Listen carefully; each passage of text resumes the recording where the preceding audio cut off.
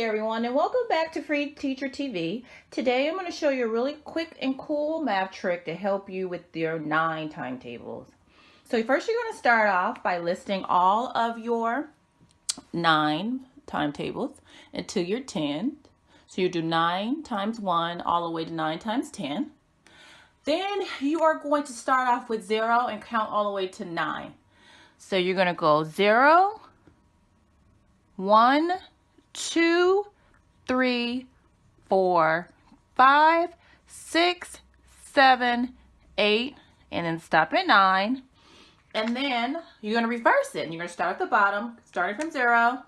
Put 0, 1, 2, 3, 4, 5, 6, 7, 8, and yes, 9. And as you can see, 9 times 1 is equal to 9. 9 times 2 is equal to 18, so forth and so forth. This is a guaranteed math trick that every single time you will get the correct product for your 9 timetables. I hope you enjoyed. I have put a free worksheet down below to help you work with your 9 multiplication tables. Please subscribe and see you next time. Bye-bye.